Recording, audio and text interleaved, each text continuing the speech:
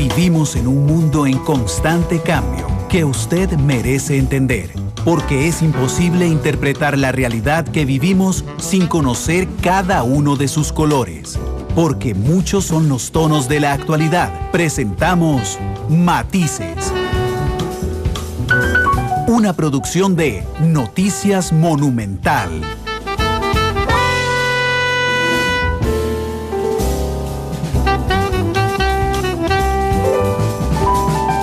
¿Qué tal? Buenas tardes, bienvenidos a Matices, este programa de Radio Monumental, que es una producción del Departamento de Noticias, en el que el jefe de fracción del Partido Unidad Social Cristiana está con nosotros, don Gerardo Vargas. Bienvenido a Matices. Muy buenas tardes, don Randall. Muchas gracias a usted y a Central de Radios por invitarnos a compartir con los costarricenses y a poder interactuar a través de Matices. No, muchas gracias de verdad por estar con nosotros. Usted surgió políticamente muy joven. Primero fue presidente del Partido Unidad Social Cristiana. Si calculo por el tiempo, habrá tenido unos 31 años. 31 años tenía cuando fui presidente del Partido Unidad Social Cristiana. Bueno, hice bien los cálculos. Soy jefe de fracción del PUS con 37 años.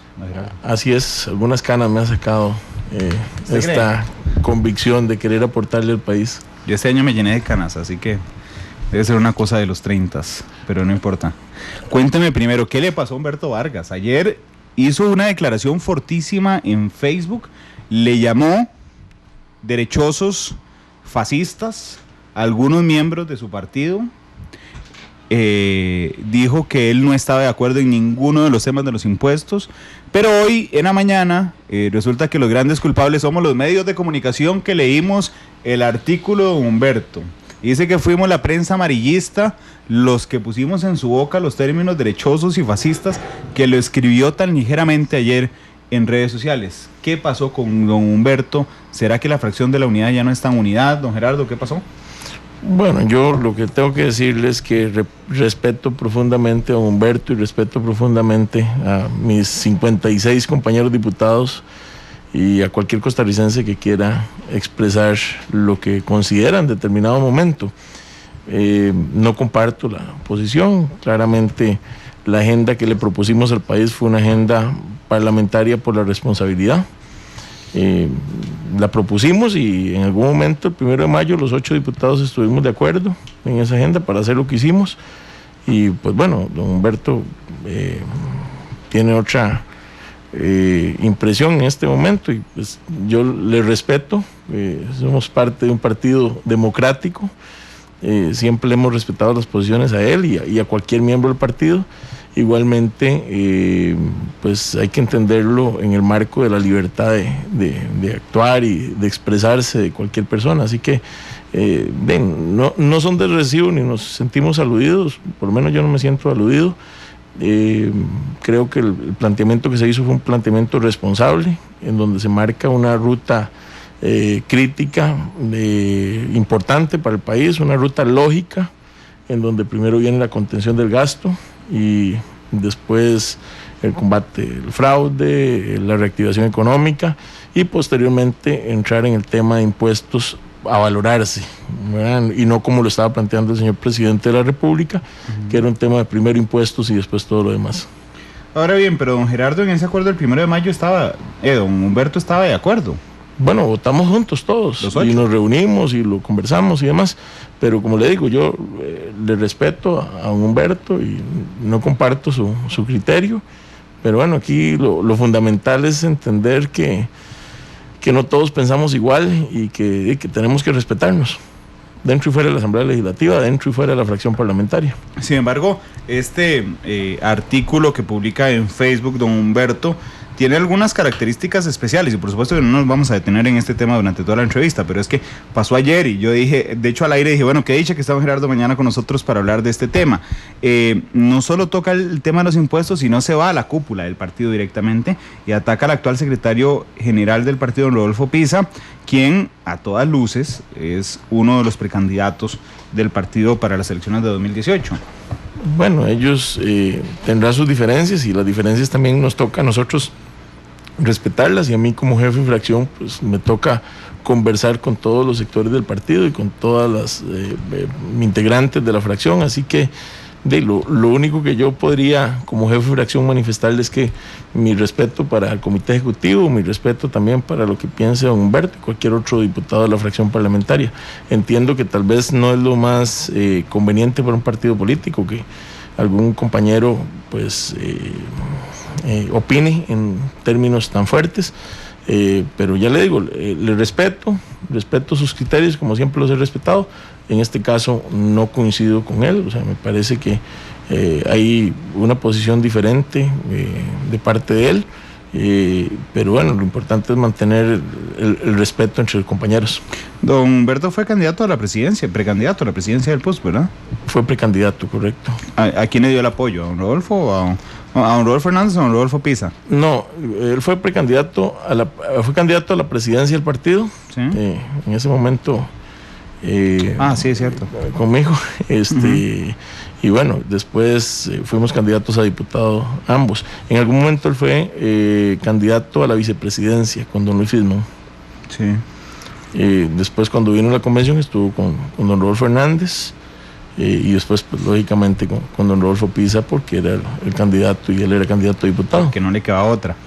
Bueno, yo, como le digo, mi respeto para todos los compañeros de partido. Aquí lo importante es tratar de construir acuerdos, tanto a lo interno como a lo externo del partido. El país no está para que nos estemos insultando, ni para que nos estemos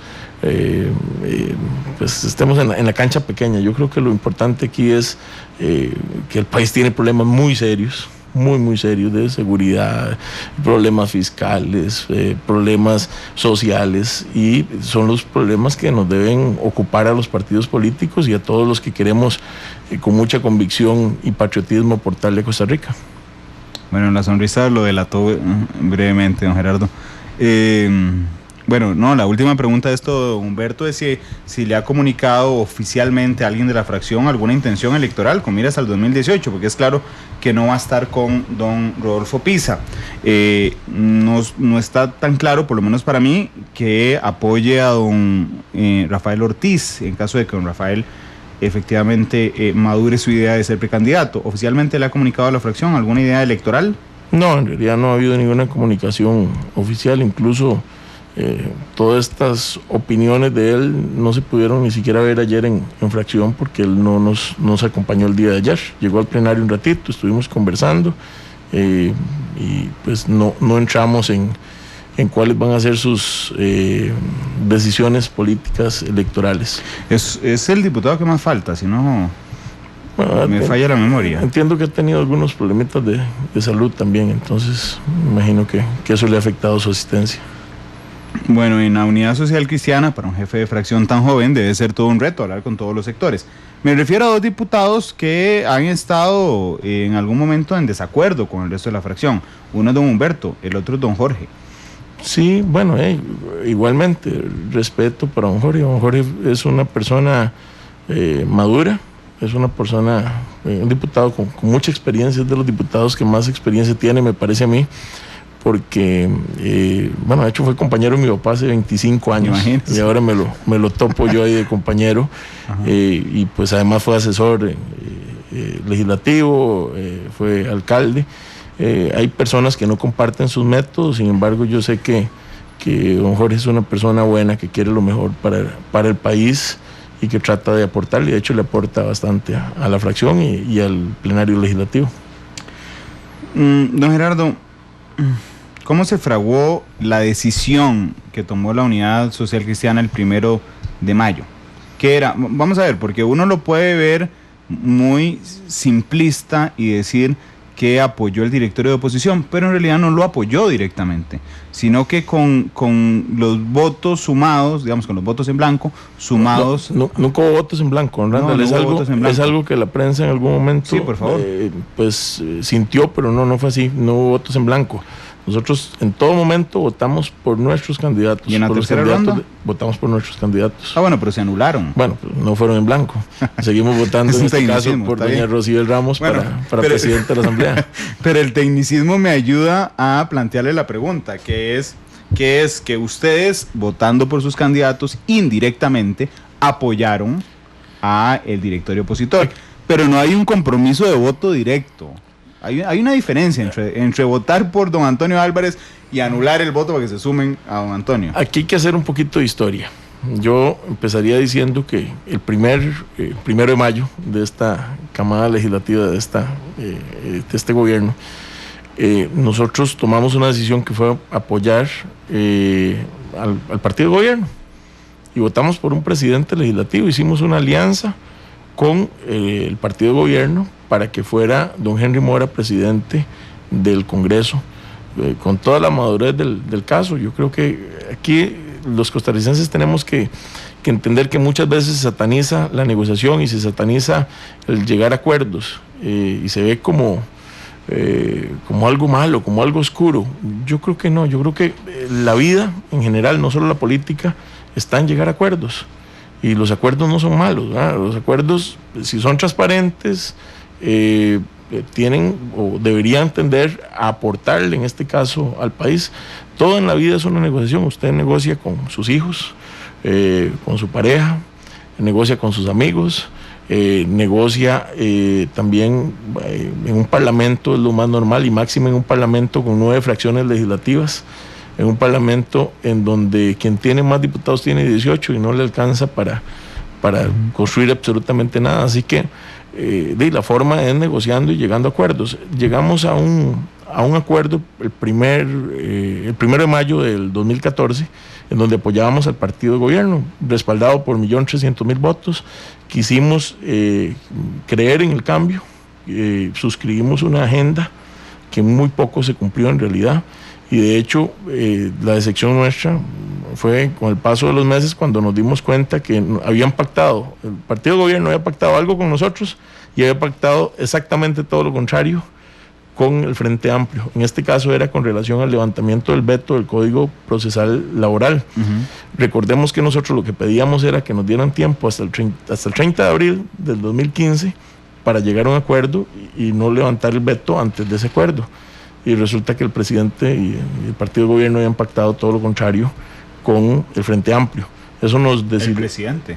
Bueno, el partido de gobierno, el gobierno en general, habían pactado todo lo contrario. Pues eso nos decepcionó mucho porque dijimos, estamos pactando con alguien que nos estaba vacilando. ¿Se sintieron engañados? Sí, y además hubo, sobre todo en el procedimiento para aprobar el presupuesto ordinario del año 2015, o sea, en noviembre del 2014, hubo algunas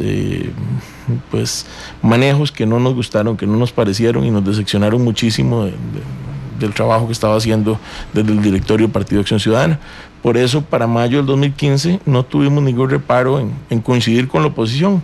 Sentíamos que el primer año, y seguimos sintiendo que el primer año no avanzaron las cosas como uno quería. La agenda legislativa fue un desastre, la comunicación entre el Poder Ejecutivo y el Poder Legislativo fue muy difícil. Y pues bueno, le habíamos aportado en mayo del 2014 para tratar de generar acuerdos y para tratar de facilitarle las cosas al Ejecutivo. Si no funcionó durante ese primer año, entonces sentimos que yéndonos con la oposición y construyendo un acuerdo con Liberación Nacional, con el Movimiento Libertario y con otros partidos, podíamos hacer un bloque de oposición responsable que pusiera a caminar la agenda legislativa. El segundo año fue mucho mejor que el primero, no fue perfecto, pero fue mucho mejor que el primero, y en eso yo creo que todos coincidimos. Finalmente se obtuvo resultados importantes, dentro de ellos el Código Procesal Laboral, ya trabajado con los cambios, y que no asustara a nadie, que no fuera amenaza para nadie. Y creo que tuvimos un segundo año mucho más productivo y sin violaciones constitucionales, ni de procedimiento contra ningún legislador, ni contra ningún costarricense. La experiencia fue positiva, y para sin embargo, digamos, ahí en el trámite del presupuesto también, por ahí de noviembre del 2015, hubo algunas diferencias y nos sentimos igualmente traicionados con lo que habíamos pactado básicamente con Liberación Nacional. Pero bueno, como esto no es de rencores, sino más bien de avances, la verdad es que debemos decir que fue más lo positivo que lo negativo. Yo creo que incluso el principal ganador de la alianza de oposición para el segundo año fue el gobierno, porque los proyectos que costaba que se le movieran, la misma oposición tenía una responsabilidad por hacer que se movieran. Y es probable que en el tercer año el gran beneficiado de que el directorio sea de oposición sea el gobierno, porque vamos a ver, ustedes quieren ser gobierno en 2018. Sin duda. Sí, no tengo ninguna duda, Gerardo. Pero para ser gobierno tenemos claro que tenemos primero que cumplir con la responsabilidad que tenemos con el país, y en eso es en lo que estamos. Claro, pero siendo muy pragmático, en 2018 el PUSC quiere ser gobierno, Liberación Nacional quiere ser gobierno, y supongo que el PAC quiere ser gobierno, y el resto de partidos políticos, pero digamos, de los que han pasado por la presidencia de la República, esos tres quieren ser gobierno. A cualquiera de los tres le sirve que el costo político, el desgaste político de los proyectos fiscales, que es innegable, se asuma en esta administración para que sea el PUSC gobierno, Liberación gobierno o un nuevo gobierno del PAC, entren con el tema fiscal resuelto. Lo que usted está planteando tiene toda la lógica del mundo, yo no lo voy a negar, pero más allá de eso, yo creo que más allá de todo cálculo político, lo que le conviene a cualquier partido político en el mediano y largo plazo es ser responsable, porque al final de cuentas el pueblo va a juzgar en el mediano y en el largo plazo, no va a juzgar en el cortísimo plazo. Puede ser que en el cortísimo plazo haya una situación ahí que se mantenga en medios, que se mantenga en el imaginario de la gente, pero al final de cuentas tenemos la responsabilidad como políticos y como instituciones políticas de actuar responsablemente. Y se lo digo porque a la Unidad Social Cristiana, cuando mejor le ha ido electoralmente es cuando hemos sido responsables y cuando le hemos dicho al país, tenemos que hacer estos cambios. A nosotros nos dolió mucho, por ejemplo, que el presidente Solís, a menos de la mitad de su periodo constitucional, dijera que la reforma del Estado era esencial, pero que él no la iba a hacer. Ajá. Que lo de él eran los impuestos.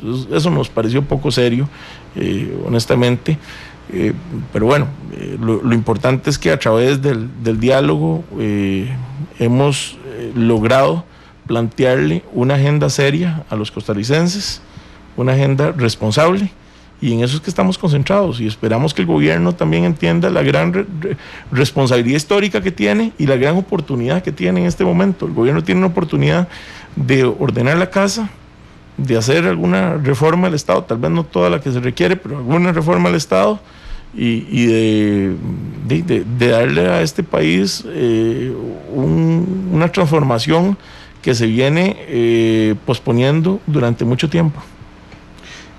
Quedándonos siempre en el 1 de mayo, ahorita le planteo un par de preguntas que entraron ya a través de redes sociales,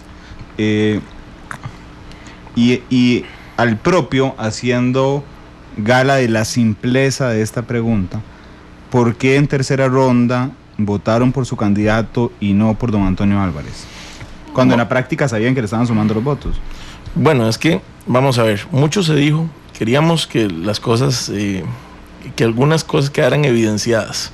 Por ejemplo, había mujeres, o hay mujeres en el Parlamento, diputadas, e incluso diputados, que se rasgaban las vestiduras y decían que tenía que ir una mujer de presidenta. Y nosotros le pusimos la opción a esas mujeres. Nosotros dimos nuestros 8 votos por una mujer. Imagínese usted que si el bloque de los 22 que estuvo con el Frente Amplio y el PAC, y doña Carmen Quesada, hubiese querido realmente y sinceramente una mujer, hubiera votado por Rocío Ramos. Y entonces Rocío Ramos hubiera sido la mujer presidenta que ellas y ellos querían. Bueno, entonces, primero que todo queríamos que quedara en evidencia, por eso doña Rocío fue la candidata. Bueno, además tiene muchos méritos para ser candidata, pero vea, si no quedó en evidencia de que quienes decían que debía ser mujer tuvieron la oportunidad de votar por doña Rocío y se hacían más de 29. ¿Verdad? Sin duda alguna. Pero les pueden jugar la misma carta al revés. Pero vamos en esto.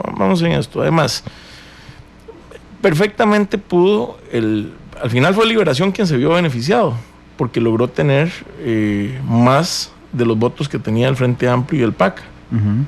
Pero si el gobierno hubiese hecho un esfuerzo y hubiese sido capaz de reunir más votos que Liberación Nacional, hubiese sido el gobierno quien se hubiera visto beneficiado. Además, la realidad es que a nosotros nos interesaba poner la agenda sobre la mesa. Habiendo puesto la agenda sobre la mesa, no nos interesaron los puestos. Habiendo puesto la agenda sobre la mesa y una ruta lógica para la atención del problema fiscal, los puestos no nos entraron a interesar. O sea, nosotros incluso teníamos un ofrecimiento de Liberación Nacional y de ir por una secretaría o ir incluso por más puestos en el directorio. Y no los quisimos tomar. O sea, lo que queríamos era mandar un mensaje al país con esto, votar por nosotros mismos y de no aceptar puestos, porque es decir, si aceptábamos un puesto, teníamos que votar por Liberación Nacional para que ellos nos dieran el puesto. Entonces lo que queríamos era la señal al país de que no queríamos puestos, sino que lo que queremos realmente es una agenda país que nos ponga de acuerdo y que nos haga llegar a tomar medidas responsables frente a una situación fiscal y económica difícil que está viviendo el país. Por el otro lado, sin lugar a dudas, el partido de gobierno nos ofreció todos los puestos que quisiéramos. Pero bueno, nuevamente votamos por nosotros mismos y no por ellos, porque lo que nos interesaba no eran los puestos, sino la agenda. Y lo que queríamos era mandar una señal con esto, don Randall. Pero déjeme, porque ahí hay 3 temas que me llamaron mucho la atención. Voy a empezar por el primero. Usted dice, bueno, les pusimos a una mujer candidata, bueno, les pueden jugar esa misma carta y decir, bueno, si el PUS quería una mujer de presidenta de la Asamblea y estaba doña Emilia de candidata, que solo les bastaba los votos de ustedes para ser presidenta del Congreso. Nosotros nunca nos regamos las vestiduras con que fuera mujer o hombre. No, de hecho, el discurso de doña Rocío fue clarísimo. Por el otro lado, era el otro bloque el que decía que tenía que ser una mujer y andaban hasta con un broche diciendo que querían una mujer presidenta, o sea, estuvo por ahí. Entonces, ellos... vamos a ver, nosotros no teníamos nada que demostrarles, simplemente nos pareció que podíamos mandar un mensaje poderoso al país de que no eran puestos lo que queríamos.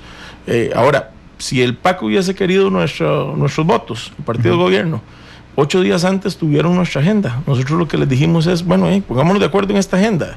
Una vez que estemos de acuerdo en esta agenda, o díganos, respóndanos algo con relación a esta agenda. La respuesta fue muy mala. La respuesta no se refería ni al 50%. La respuesta del gobierno, que sí la tuvimos, no se refería ni al 50% de la propuesta nuestra. Y por otro lado, sí en cuanto a la parte de contenido, en cuanto a la parte de puestos, sí fue una respuesta muy generosa, pero como lo que nos interesaba no eran puestos, no votamos por ellos. La otra es que usted me dijo, bueno, sí, y ahora lo acaba de reforzar, que el gobierno les ofreció los puestos que querían a cambio del apoyo para el directorio.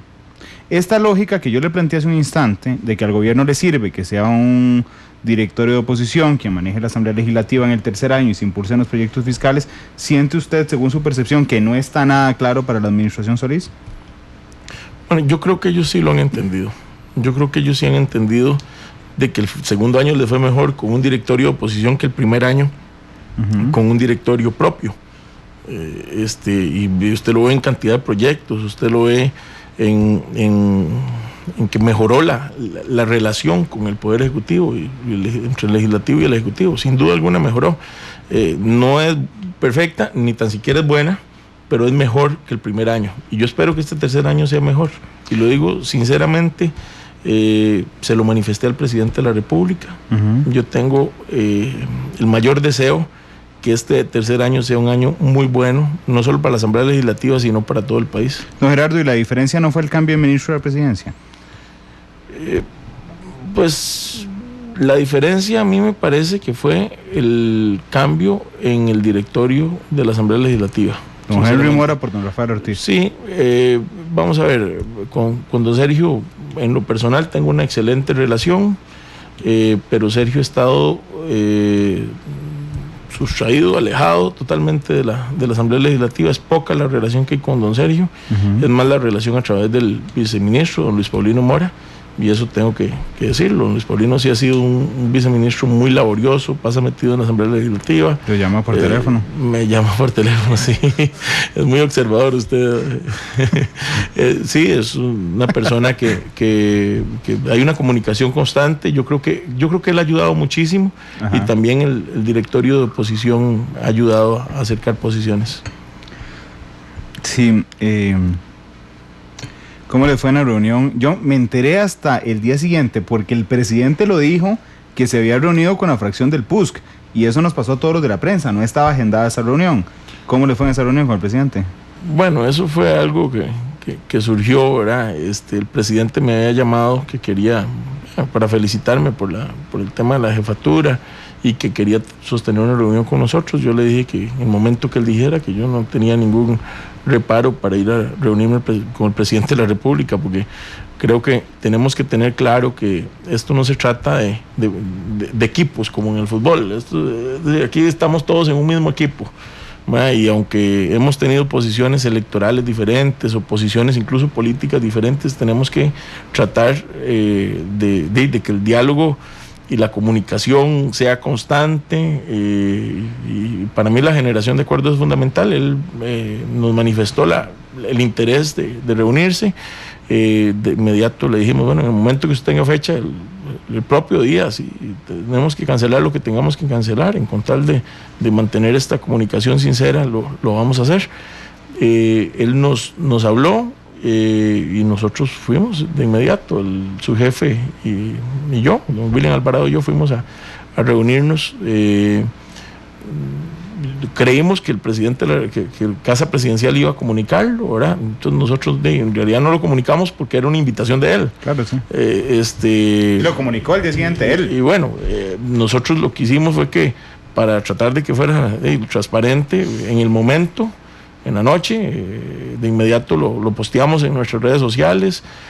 Fue una invitación, pues, creo que el presidente está tanteando realmente, pues, cuál es nuestra intención. Le demostramos al presidente que es una intención sincera, que es una intención que quiere que este país logre grandes acuerdos. Yo le decía al señor presidente de la República, mire, presidente, es cierto, en estos 2 años hemos tenido diferencias. Yo he tenido diferencias con el señor presidente de la República y con el gobierno, pero Costa Rica está primero y es lo que tenemos que entender. Y yo creo que tenemos una nueva oportunidad, que ojalá el presidente lo entienda, porque hay más de 30 diputados con un ánimo de construir, con un ánimo de llegar a acuerdos, con un ánimo de tomar medidas que podrían ser hasta impopulares, ¿verdad? Imagínense un gobierno que tenga más de la mitad de diputados de oposición dispuestos a tomar medidas incluso impopulares. Si nosotros fuéramos una oposición irresponsable, estaríamos cruzados de brazos esperando que el gobierno vea ver cómo resuelve y que le vaya mal, pero no se trata de eso. Yo creo que de verdad el patriotismo tiene que apoderarse de cada uno de nosotros y tenemos que entender que por más diferencias que hayamos tenido, yo ponía el ejemplo el otro día en mi discurso iniciando, que si el doctor Calderón Guardia, Monseñor Sanabria y don Manuel Mora, viniendo de sectores tan diversos y teniendo diferencias tan insalvables que parecieran, ¿verdad? Lograron ponerse de acuerdo y desarrollar un modelo de país que duró varias décadas y que fue eficiente y que nos ayudó a muchos costarricenses a salir adelante. ¿Por qué nosotros no podemos ponernos de acuerdo? No en un modelo de país que dure 60 o 70 años, pero por lo menos 30.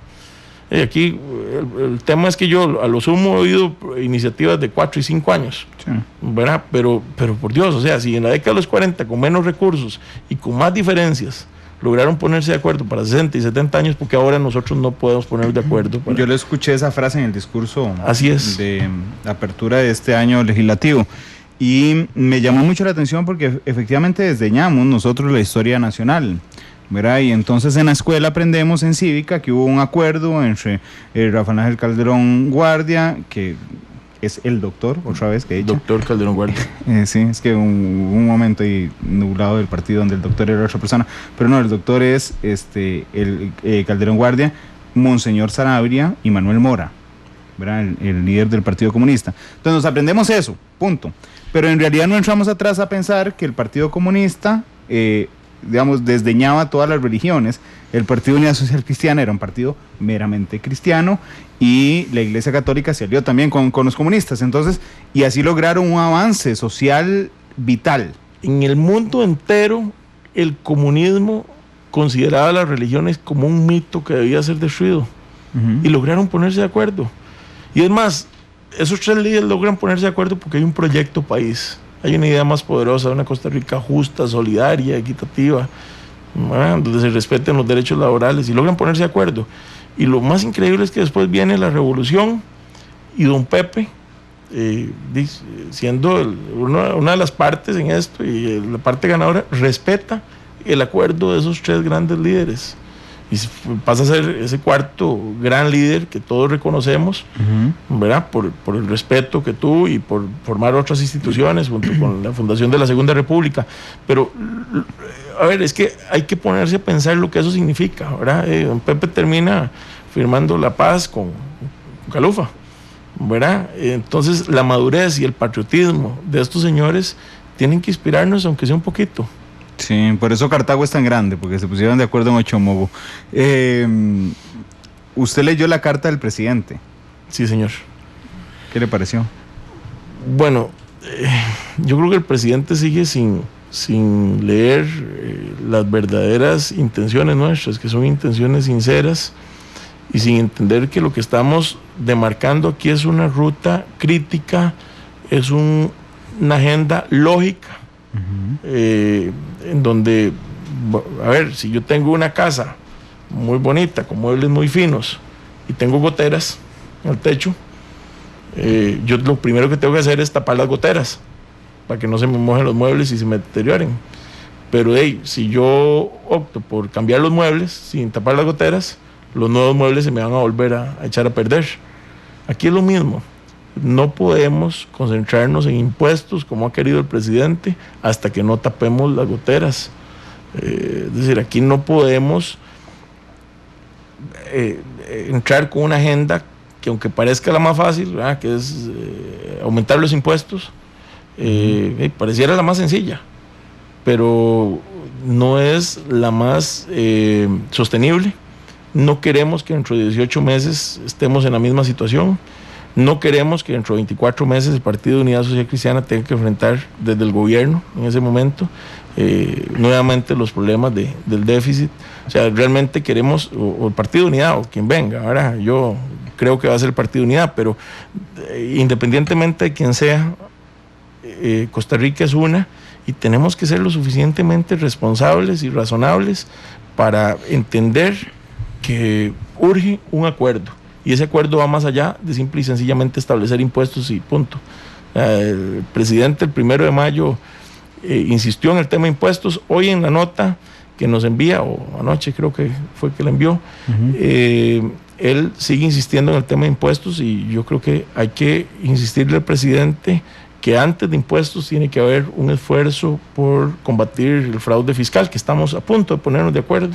Ya es muy poquito lo que le falta al proyecto, que tiene que haber un esfuerzo importante en contención del gasto, que tiene que haber un esfuerzo importante en cómo vamos a lograr la reactivación económica, y después pues entramos a valorar impuestos, porque no se trata tampoco de cerrarse a que no más impuestos, hay que valorarlo y que todos hagamos un pequeño sacrificio.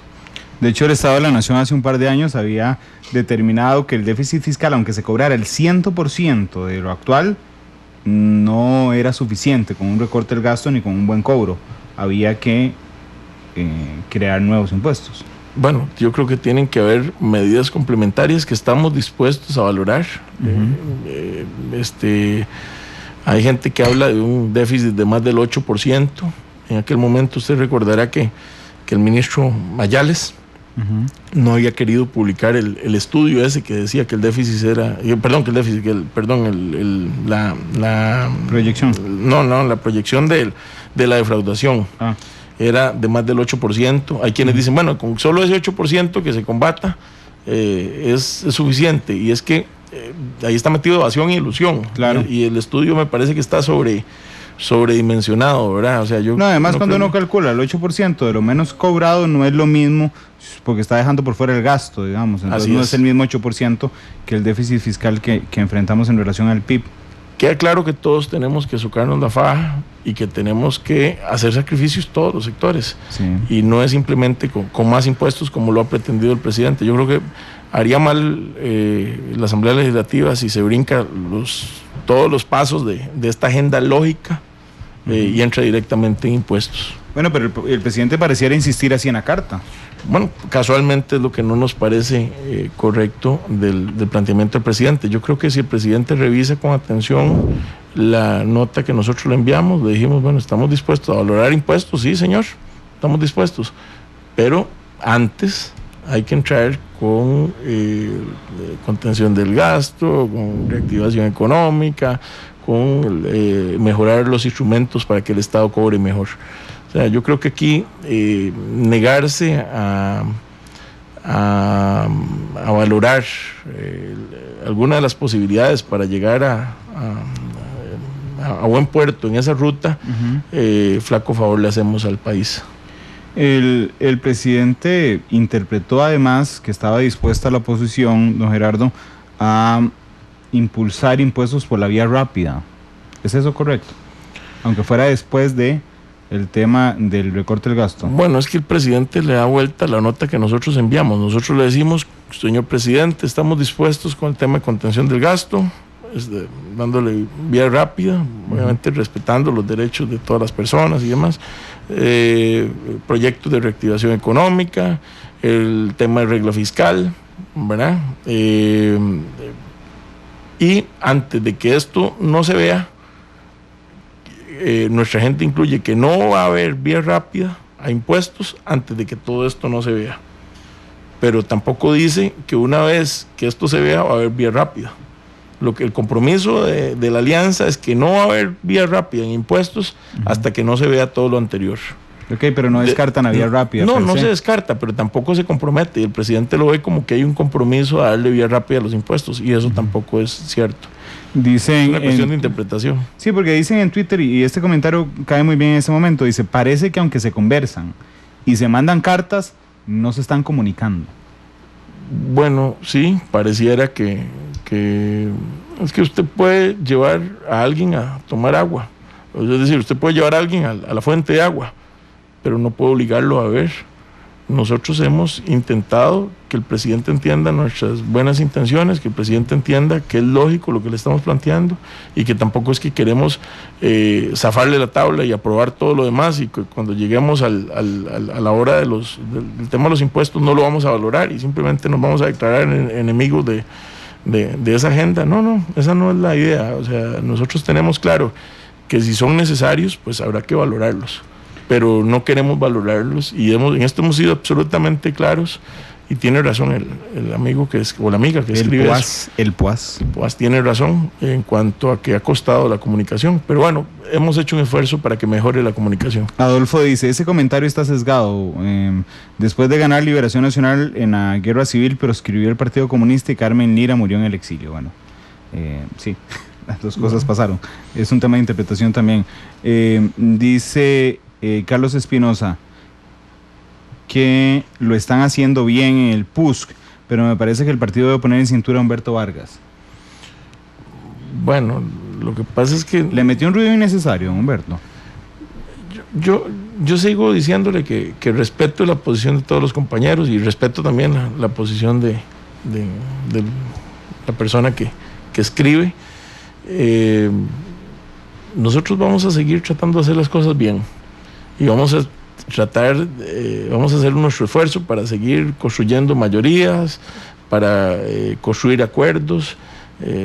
Yo creo que debemos concentrarnos en construir nuestro futuro, porque el futuro no es algo que simplemente sucede, sino que hay que construirlo, y pues todos tenemos formas diferentes de pensar, y no nos queda otra que respetar a los compañeros que no piensen de la misma forma que nosotros. El PUAS dice que le pregunta, ¿qué tan quebrada está la alianza opositora ya después del 1 de mayo? Quebrada no, siempre van a haber personas que piensan diferente, ¿verdad? Lo que nos pasó a nosotros con don Humberto recientemente. Doña Sandra Pizzi en algún momento había manifestado sus dudas sobre el proyecto de empleo público. Ella ha estado tramitando un proyecto en la Comisión de Sociales, y se han hecho avances importantes. Yo creo que aquí no es cuán quebrado está la alianza, sino que la alianza hay que fortalecerla para que fortalezca al país, me parece a mí, para que se ponga a las órdenes también del gobierno en todos los acuerdos que se puedan lograr. Ayer que estaba Constantino Urcullo aquí, don Constantino, hablando sobre Brasil, estábamos analizando cómo Dilma Rousseff logra llegar a la presidencia en Brasil con un acuerdo no programático basado solamente en los votos. Es decir, se unieron varios partidos para sumar los votos, no estaban de acuerdo en nada, no pensaban igual, nada más querían que uno fuera presidente, Dilma Rousseff, y otro fuera vicepresidente, Michel Temer. Y que ahora cuando se les viene la bola encima, resulta que quien queda de presidente interino es alguien que piensa absolutamente diferente a la presidenta, y cambia gabinete y arma sus políticas diferentes, económicas, de relaciones exteriores, y un montón de cosas. Pero esto era para preguntarle si usted siente a estas alturas, no siendo la posición de la unidad, sino siendo la posición de la alianza, que se logró acuerdos con mira simplemente a lograr el directorio, o efectivamente se llegó a un acuerdo para avanzar en la agenda legislativa. Yo quisiera pensar que es lo segundo, yo quisiera pensar que se llegó a un acuerdo para hacer que la agenda legislativa avance y para ser responsables con el país. Lo que le puedo decir es que en el caso de la Unidad Social Cristiana no fue por puestos, y quedó demostrado porque ni siquiera aceptamos el puesto que nos querían ofrecer, ¿verdad? Y que si hubiera sido por puestos, es más, ni siquiera habíamos negociado con la oposición, sino con el gobierno que nos ofrecía, es decir, tiraron la casa por la ventana, ¿verdad? Si hubiese sido una cuestión de puestos. Pero es válido lo que usted está planteando con relación al caso de Brasil. Yo creo que es un ejemplo que se le debe poner a los compañeros del resto de la alianza. Yo esperaría que la respuesta sea que fue para hacer que la agenda avance y que este país haga las transformaciones que tiene que hacer. Ahorita le preguntaron sobre sus principales proyectos en la Asamblea, pero para no sacarlo del tema ahorita, después de la pausa, le voy a plantear ya el tema personal, digamos, del diputado Gerardo Vargas. Dice, vamos a ver, le dice Zach al Poas que deberíamos de traerlo de invitado a Matices a Poas. Sí, Poas, un día de esos deberías de contarnos cómo te llamas y venir de invitado a Matices. Don Gerardo, le preguntó Carlos Navarro hace un ratito en Twitter qué proyectos de ley tiene don Gerardo para el país durante este año. Bueno, hemos venido impulsando con el diputado Luis Vázquez de comedores escolares, que incluso la ministra de Educación en estos días intentó hacer algo similar vía administrativa, y eso nos agrada porque nos parece que estamos pensando en la misma dirección. Hemos venido impulsando un proyecto de financiamiento de programas para impulsar una cultura de paz en los hogares. Me parece fundamental este proyecto. Muchas veces los presupuestos de propaganda y publicidad de las instituciones se van en propaganda y publicidad sin ningún sentido, o para destacar lo bueno de los jerarcas, ¿verdad?, de los políticos de turno que están ocupando las instituciones, y me parece que meterle un componente de cultura de paz en donde las instituciones tengan la obligación de impulsar una cultura de paz en los hogares podría ayudarnos a prevenir la ola de violencia que hay.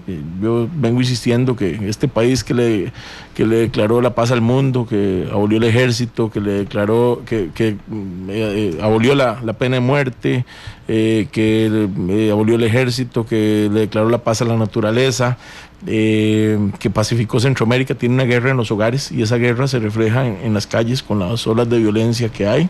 Y me parece que esto hay que combatir, es decir, no basta con, o no resolvemos nada con aumentar las penas de cárcel para las agresiones y para la violencia doméstica, sino que me parece que debemos fomentar valores y fomentar a través de la educación la prevención de la violencia. Ese es un proyecto bien interesante. Hablamos de proyectos, de responsabilidad fiscal, que ya son conocidos, que venimos impulsando.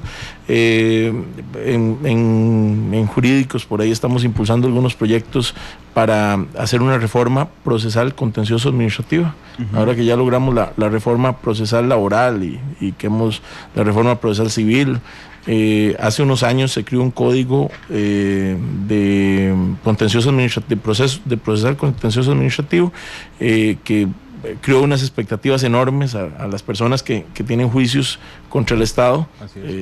Y bueno, luego de algunos años el CPECA, el Código Procesal Contencioso Administrativo, ha quedado corto e identificamos con la ayuda de algunos jueces a dónde están esos cuellos de botella y cómo podemos hacer para reducir los tiempos para que una persona no tenga que pelear 7 años contra el Estado para finalmente que se le reconozca su derecho.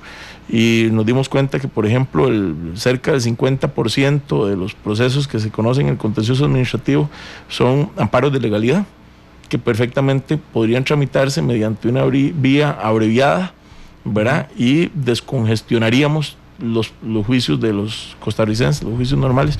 Es un proyecto bien interesante, ¿verdad? Sin duda alguna dará de qué hablar la reforma al proceso contencioso administrativo. Que también ha generado roces con la jurisdicción constitucional, porque cuando se generan la oportunidad de presentar amparos de legalidad y todavía más, digamos, de medidas cautelares urgentísimas que se plantean en los procesos contenciosos administrativos, hay un choque de jurisprudencia entre los tribunales contenciosos y la Sala Constitucional. El caso más famoso es Cruzitas, sí, ¿verdad? Donde la Sala Constitucional, por la vía constitucional, decía siga adelante, y las medidas cautelares por la vía de lo contencioso, que tiene que ver estrictamente con legalidad, lo frenaba. Sí, en este caso los procesos contenciosos de legalidad, los amparos de legalidad, fueron una creación de la misma Sala Constitucional, que dijo, bueno, esto no es lo suficientemente relevante para que venga acá, sí, pero debe conocerse en algún lado, vaya al contencioso y lo conoce.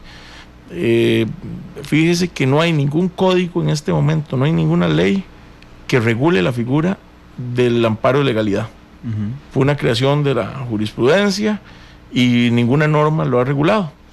Hay una incidencia enorme, al punto que creo que el 47% de los casos que se tramitan en el contencioso son amparos de legalidad. Sí. Y bueno, hay una inseguridad jurídica porque no están tramitados, no están regulados. Y entonces es más complejo el procedimiento para tramitar un amparo de legalidad que para tramitar un amparo constitucional. Sí. Entonces, porque al final de cuentas le dan audiencia, le hacen todo el procedimiento de las conciliaciones, tiene que tramitar por un largo camino, que además de que el administrado que está recurriendo al amparo de legalidad termina haciendo muchos trámites innecesarios, atrasa todos los demás procesos de conocimiento del contencioso administrativo, sí, y hace que los juicios terminen siendo otra vez 7 y 8 años. Sí.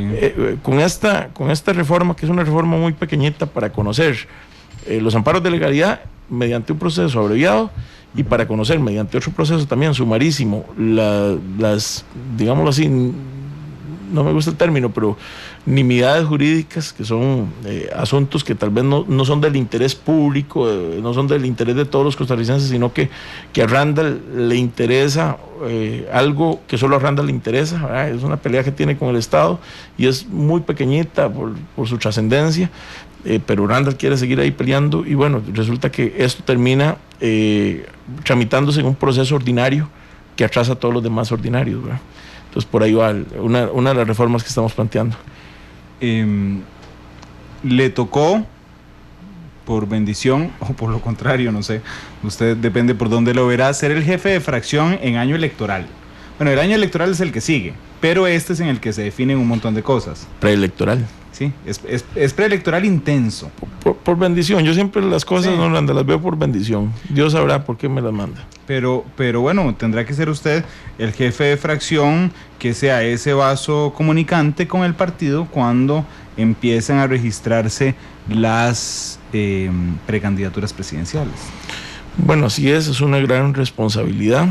Dichosamente en el Partido Unidad Social Cristiana tenemos gente muy seria que está aspirando a la presidencia del país, y pues se han mencionado algunos nombres. Yo quisiera pensar que no son los únicos. Entre más gente quiera participar, como decía un Abel, entre más gente llega al baile, más bonito se pone. Yo quisiera que haya mucha gente interesada, y de hecho ya tenemos asegurada la posibilidad de una convención, así que yo creo que eso es una buena noticia. Mientras haya respeto a las diferentes posiciones, mientras haya una lucha leal, yo lo veo con buenos ojos. ¿De quién es más cercano, de don Rodolfo Pisa o de don Rafael Ortiz, o don Humberto Vargas? Perdón, estaba brincando en la lista probable. Vea qué interesante, lo voy a mencionar en el orden que usted lo dice. A don Rodolfo Pisa, siendo yo presidente del partido, me tocó ir a hablarle para que se metiera al partido y para que nos ayudara a fortalecer el partido. Finalmente se metió y no solo se metió, sino a participar como precandidato. Fue candidato cuando me tocó a mí ser candidato a diputado. Entonces pues tengo una excelente relación con él. Con don Rafa Ortiz me tocó ir a conversar con él también. Ya le cuento en qué circunstancias tuve que ir a conversar con él, porque es muy, muy gracioso. No me diga que fue en medio partido de la liga. No, fue en algo. Ahí no, más si era un clásico, no hubiésemos logrado muy buena comunicación. No, fíjese que me tocó ir a hablar con él para plantearle la posibilidad de que fuera candidato a diputado, ¿verdad? Y que luchara y que se metiera al partido y tal y cual. Y pues bueno, dichosamente lo hizo y pues además ha sido mi compañero durante 2 años, fue mi jefe de fracción el primer año, ahora pues fue mi presidente el segundo año y ahora yo soy su jefe de fracción. Entonces también tengo una muy buena relación con él. Con don Humberto fuimos adversarios, ¿verdad? Primero yo le apoyé para que él fuera candidato a la vicepresidencia, siendo candidato a la vicepresidencia le apoyé en la campaña del 2010 con don Luis Isman. Y después fuimos adversarios por la presidencia del partido. Ha sido compañero de partido y ahora compañero diputado. Ahora tengo igual una muy buena relación personal con él y eso yo creo que facilita las cosas porque antes que políticos y antes que diputados hay que entender que hay seres humanos y que primero tienen que entenderse, conocerse y comunicarse como seres humanos para después poder entenderse como políticos o como diputados o en cualquier ámbito laboral. Y ideológicamente, porque ya me dijo que con los dos se llevaba muy bien. Con los tres. Con los tres, sí, perdón.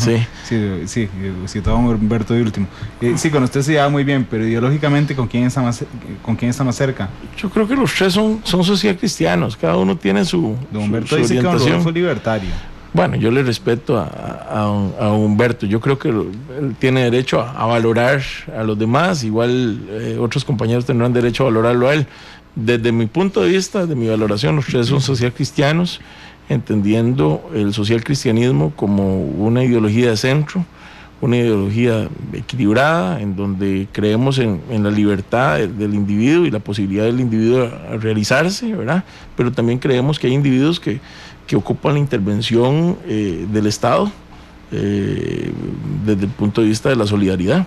Entonces creemos en la solidaridad, pero también en la subsidiariedad del Estado. Así que yo siento que son personas equilibradas, de centro, y sobre todo que están conscientes de que el país necesita más que etiquetas ideológicas, necesita voluntad para encontrar acuerdos. Hablemos, nos quedan 5 minutos antes de ir con la canción. Su futuro, usted es muy joven, 37 años. Si es una administración del PUSC la que sigue, ¿le gustaría estar en la administración? Bueno, la verdad es que sí, me gustaría estar en la administración. Tengo cosas que hacer en lo privado, gracias a Dios, pero creo que puedo hablar con mi familia para que me permita otros 4 años de tratar de luchar por lo que creo.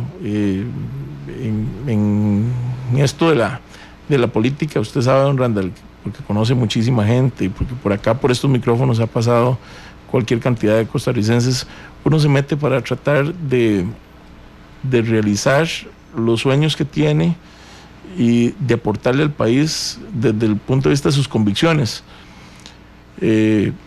Yo no niego ni reniego mis deseos de seguir aportándole al país. Ya veremos si logramos ganar las elecciones. Por ahora estoy concentrado en el tema de la diputación, en hacer un buen trabajo, en que la fracción se mantenga lo más unida posible, en ayudarle al gobierno, a este gobierno que va apenas por la mitad, a que cumpla por lo menos una parte de lo que ofreció, ¿verdad? Y a que encuentre un rumbo.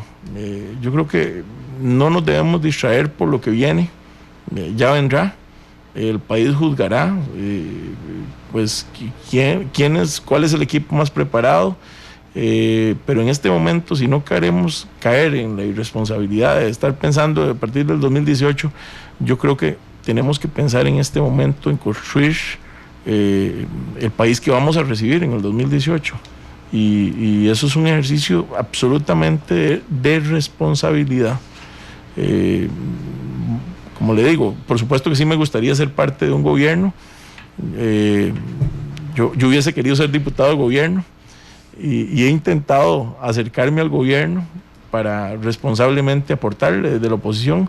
Nosotros hemos entendido el rol que el pueblo nos dio, es decir, no somos un partido de gobierno en este momento, y ignorar eso, a pesar de que queremos aportarle al país y aportarle al gobierno a que salga adelante y a que encuentre finalmente su rumbo, no podemos ignorar que somos un partido de oposición en este momento, que quiere construir, pero que quiere construir responsablemente. No podemos dejar de entender que la oposición tiene un rol dentro de la democracia, y la oposición debe señalar los errores y debe apoyar lo que se cree que es correcto también.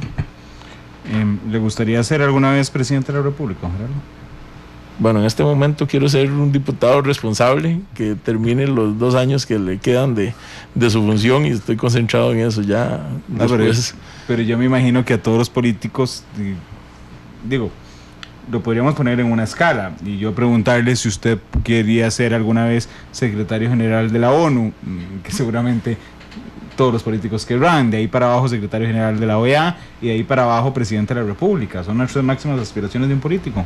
Sí. No digo yo no le estoy preguntando si va a ir a inscribir su precandidatura en los próximos meses, sino si usted en algún momento se proyecta como un candidato a la presidencia. Mire, lo que le puedo decir es que en este momento tengo 37 años y el encargo del pueblo de Costa Rica, especialmente el de Punta Arenas, que fue el que me puso en esta posición, pues de tratar de construir un mejor país. Y como decía yo, el 1 de mayo el futuro se construye, el futuro no se improvisa ni sucede. Nosotros estamos construyendo acá el futuro de Costa Rica, y con 37 años no pienso en la presidencia de Costa Rica, pero sí pienso que tengo que ser responsable con la posición que tengo en este momento. Dentro de 10 o 20 años veremos si hay algún interés en lo que usted ha planteado. O 20. Se fue muy allá. Bueno, es que tengo 37, dentro de 20 va a tener 57. Entonces no tengo problemas con el calendario. Ok, el partido, la última pregunta. Cuando usted asumió la presidencia del partido, ese partido estaba en quiebra, don Gerardo. En quiebra económica, en quiebra moral, en quiebra política, y hoy tuvieron un enorme incremento en las elecciones nacionales, un enorme incremento en las elecciones de alcaldes, fueron presidentes de la Asamblea Legislativa. ¿Lo ve usted creciendo todavía en 2018 más? Yo creo que sí se puede. Siempre he creído, y esa es la frase que le repito todos los días a mis hijos: sí se puede, siempre se puede, todo se puede si uno trabaja, si uno lucha. Yo me crié en una familia social cristiana. Cuando el partido cayó en crisis económica, moral y todo tipo política, sin duda alguna, pues no solo yo, sino habíamos muchos social cristianos tristes. Hicimos un esfuerzo, nos metimos a luchar. No fue el éxito que ha tenido, lo que ha levantado el Partido de Unidad Social Cristiana no ha sido producto del trabajo de una sola persona, ha sido producto del trabajo de muchos costarricenses de buena voluntad, unos de origen social cristiano, otros de origen no social cristiano, que se han acercado y han creído que sí se puede, y dichosamente pues los resultados nos han venido acompañando. Yo sueño con un país mejor primero que todo, y entiendo que el partido Unidad es un instrumento más para tener un mejor país. Entiendo que los partidos políticos son instrumentos para que el país logre organizarse y logre hacer cosas positivas, pero teníamos primero que todo, y tenemos que seguir en la misma actitud de salirnos de sí mismos. Antes se hablaba mucho de la lucha entre el partido y no, es decir, esa es la cancha pequeña. Nosotros tenemos que hablar o jugar en la cancha grande, y la cancha grande es Costa Rica. Es impulsar los grandes acuerdos, impulsar la competitividad. Mis papás en Parrita me decían que yo tenía que estudiar y prepararme porque tenía que competir con los muchachos de San José, ¿verdad? Probablemente a mis papás, mis abuelos les dijeron en algún momento que tenían que prepararse y competir con los muchachos de Parrita. Y yo hoy le digo a mis hijos que tienen que estudiar y prepararse, y a todos los hijos de quienes nos escuchan, tienen que prepararse para competir con los muchachos de Singapur y con los muchachos de Bogotá y con los muchachos de México, porque el mundo se volvió el vecindario. Tenemos que luchar por hacer que este país sea cada vez más competitivo y aprovechar la superestructura económica que tenemos, en donde tenemos tratados de libre comercio con más de 50 naciones en el mundo, pero no hemos logrado aprovecharlos, no hemos logrado ser competitivos, pues tenemos una serie de limitaciones que son las que nos deben ocupar en este momento. Así que el partido es un mero instrumento para hacer que la gente viva mejor. Don Gerardo, muchas gracias por habernos acompañado el día de hoy. Encantado, Randall, de verdad, es un honor para mí estar en Matices, y siempre las órdenes. Porque la realidad tiene muchos tonos. Matices.